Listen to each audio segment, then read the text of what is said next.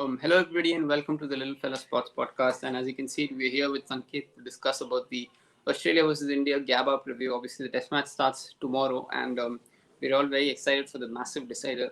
Obviously, after the end of the third Test match, it was mixed feelings from both sides. I mean, with India, you'd say they're a little more positive because the incredible fight they showed on the final day was just outstanding to see, considering the injuries they had, the setbacks in the Test match, and the fact that they were chasing the game heading into the final day.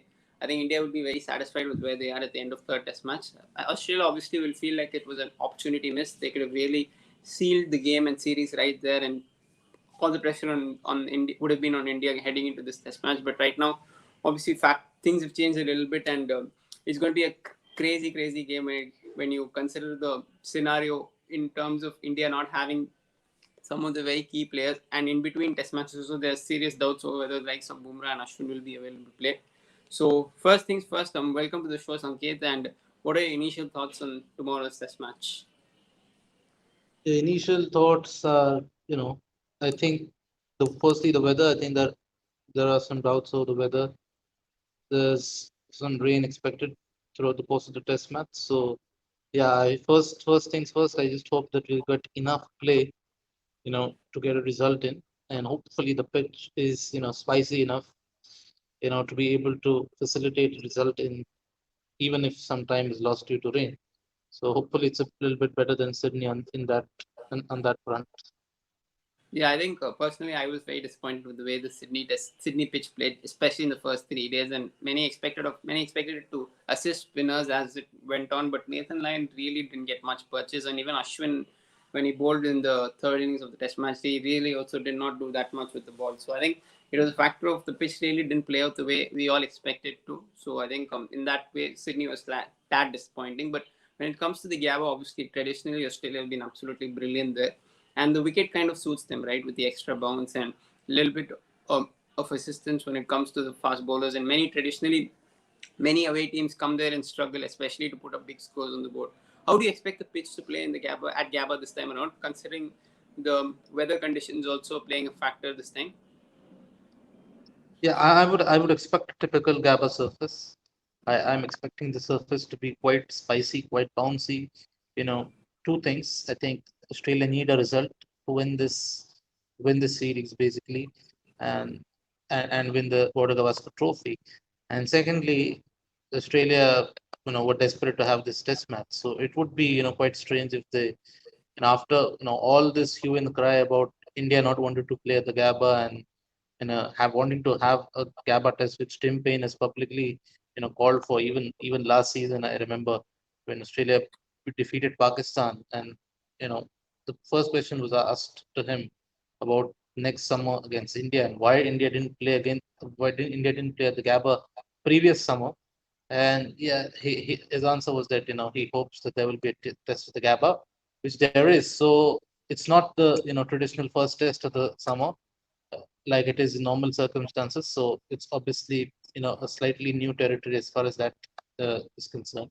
But it's still the Gabba. It's still Fortress Gabba. So I would expect Australia to be at least, or I'm hoping that they will prepare a pitch that will suit the home side, and yeah, we'll get to see some good cricket. Yeah, I think the pressure, or rather the expectation, is more on Australia, considering the fact that India have genuine injuries. I mean, heading into the Test match, already we've lost Ravindra Jadeja and Hanuma Vihari, both due to injury from the last game. Ashwin obviously batting through a very bad back injury when he was batting in the final day of the Test match, and he's also said to be a little bit of doubt. They actually haven't announced the 11 on the first 3 games of the series so far. They've announced the 11 a day before the Test match as well, but right now they're planning to hold it back, and they're like they want to assess the fitness of few guys before they announce the final 11. Obviously, Ashwin is a big doubt, but I think he will play. I think considering that it's a decider and he'll be desperate to play. Whereas I think with Bumrah, I don't think I expect him to play. I think Bumrah's injury is something you'd not want to. You don't want to risk someone like Bumrah, right? Because he already had a pretty serious injury last time around 18 months back. That's why he missed the South Africa home leg and all that. So I think with Bumrah, I think they'll take the cautious and safe approach. And I probably say it is right. I know obviously this series is massive and very important for India, but there's a lot of cricket ahead this year. You've got the England tour away from home, because I don't expect Bumrah to play at home against England. At least I'd not really want to risk him if he's not 100%. So We've got the England tour, we've got the World T20 after that. I think there's lot of cricket lined up, and in that vein, I don't think they'll take a risk with Bumrah. So with India, there's obviously a huge number of injury issues. Even someone like if Hanuma Vihari is ruled out and they intend to get someone like Mayank Agarwal back in, he's also got an injury when he was practicing in the net. So if he's not playing, you could see someone like Prithvi Shaw also make it. With India, I think it's a case of they're just about hanging in there. I mean, I genuinely do not know how the series is still 1-1, considering all the things which have gone to India. You've got to say India deserve a lot of credit for that. But at the same time, Australia has played some really good cricket. But at times, you felt that Australia are the ones who should be taking the initiative, right? Should be taking, because the home conditions, they are the ones who are expected to win. And before the series, many, including me, thought it could be a very embarrassing series for India if India don't really fight in the absence of Virat Kohli, for example. So I think in that way, I think Australia is definitely the ones under pressure. So heading into tomorrow, what are the changes you expect? I think one of it has been already forced change. Will Pukowski has been injured due to that shoulder problem he had, and Marcus Harris is coming in. But apart from that, do you expect any changes, especially in the bowling lineup, considering that you bowled a lot of overs in the last couple of days? No, I think Justin Lang has said that the bowling attack is, they're pulled up all right and they're ready to go. So, and there are no real experienced options on the bench, right now, because James Pattinson is unavailable due to, minor rib injury that he suffered while, falling at his home apparently when he was on holiday in Melbourne. So that's strange, but yeah, he's unavailable for this test. So the only options are Mike and Neser, Sean Abbott, and Mitchell Swepson, the leg spinner. All three are uncapped, and you don't want to throw an uncapped player in a decider against a team like India. So I'm expecting the same 11, and probably rightly so. Yeah, they've generally been all right this series. I think yeah, last innings at Sydney, that was a disappointment. But apart from that, the bowling has not been a problem for Australia this series, unlike in 2018, for example, where they were consistently disappointing. So I think yeah, bowlers will get another opportunity, but yeah, I think considering the amount of workload that they've had, obviously winning the toss becomes absolutely paramount for Australia tomorrow. If they have to bowl first again after with just a 72-hour turnaround, then yeah, uh, yeah, I mean, I would not be too optimistic of all of the bowlers being 100% fit by the end of the test match. So yeah, I think winning the toss becomes probably even more important for Australia tomorrow, considering that India obviously have their own injuries, but Australia will be coming in with some tired legs as well. Yeah, I think it's fair to say that Australia also are under. Australia are the ones who are more under pressure. I think with India, they've done what they can this season. One hopes that they show some sort of fight and they don't capitulate heading in the last test match. I mean, I wouldn't call it understandable if they did end up capitulating, but at the same time, you'd hope that India shows some level of fight. They've shown in the first three games. So I think in that way, I think India will be hoping that they can stay in the game as long as they can and hopefully put some pressure on Australia, because they're the ones who are expected to take the series by the horn and go and win the game, right? So in that way, it's pretty interesting to see. When it comes to India's 11, I think personally, I think I don't think they'll make any changes in the top. I think Rohit and Shubman played really well in the third test match. I think they're not, even though someone like Mayank Agarwal or even Prithvi Shaw could walk into the team in the absence of Hanuma Vihari, I think they'll be slotted in either at 3 or 4. So after that, you've got one of those two at 3 or 4, and you've got Pujara, Rahane, 4, 5. I think Ravindra Jadeja's absence could be huge. I think obviously more than the fact that he offers incredible balance, he's been in great form also with the ball especially, and obviously we know what he did with the bat at the MCG also. So I think he'll be a huge miss. There are actually a few rumors that Washington Sundar could get a debut. I'd be flabbergasted personally. He's not played a first class game since 2017, but there are serious rumors going around. Yeah, 2017. He hasn't played a first class game since Wow. 2017.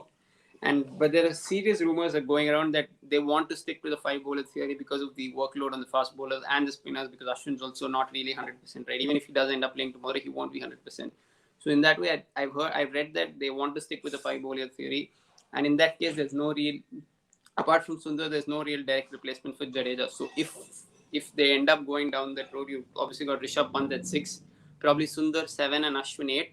And then you've got the three fast bowlers. Obviously, I don't think Bumrah will play. I don't think they'll risk him. So obviously, Saini Siddharth will continue. I think Shardul Thakur will get an opportunity ahead of Natarajan. I think he should. I think Shardul Thakur is a decent red ball bowler. But at the same time, I'm not too confident. I think with someone like Mohammad Siraj, I was really confident that he'd do well, because I thought he had the you could say, the ingredients as such to trouble the Australians. He had the pace, he had the red ball skills to back him up. I mean, in India too, as well as domestic. With Shardul, he's obviously got a decent first class record. He's done pretty well for Mumbai in the Ranji Trophy, but I think his lack of pace, especially at a place like Gabba, could get exposed. And the lack of experience in general. I mean, Saini and Siraj hardly played 1 and 2 games together, so I think that could be a huge factor for India. But I still cannot predict what really India will go in with. I mean, so far we had a pretty clear idea. It was either 1 or 2 changes here and there, right, heading to the first 3 games. But I think here, I genuinely do not know what India could turn up with. I kind of expect them not to announce the 11 also, because I knew that they want to give Ashwin and Bumrah the best chance possible to play tomorrow, considering the, you can say, the importance of the game. But I'll be very looking forward to see who really turns up tomorrow. So in that way, it's going to be very interesting. You talked a little bit of the toss, right? Considering that we all expect it to be a slightly spicy pitch, do you really think if you do end up bowling first, it's that big a factor? You could end up putting the team batting first also under pressure. Right? I know about the physical exertions which you spoke about because of what happened in the last game and in general the series, but if from a tactical point of view, from a game point of view, if a team does end up bowling first, do you really think it's that much of a difference? Obviously, it's a less slightly advantage, but in terms of the game as such. Yeah, even in general, Gabba's a surface which has not been, that toss dependent in general because, of the way of the things that you pointed out. This one thing is that Australia have generally been, very dominant here, irrespective of the toss. So it hasn't mattered to them whether they bowl first or bat first. And yeah, Australian bowlers have generally been very adept at bowling the opposition out cheaply on day one, and then the batsmen, pile on the big runs and they win. Generally, end up winning by an innings. That's what happened against Pakistan last year as well.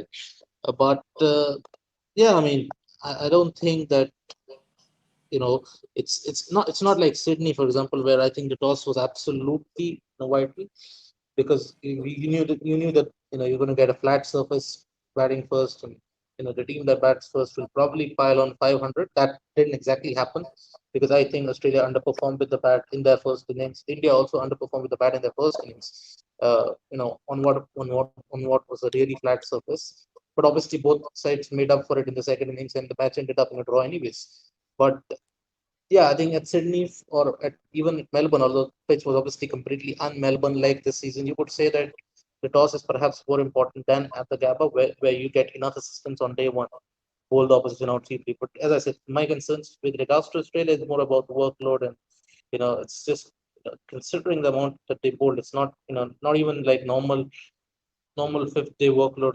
Where you bowl And the 80 turnover overs, was also 90 very overs. less. Yeah, they also bowled half of day four, so it was 130 overs nearly, and yeah, as you pointed out, short turnaround, and moreover, it's the fifth test of the series, not the.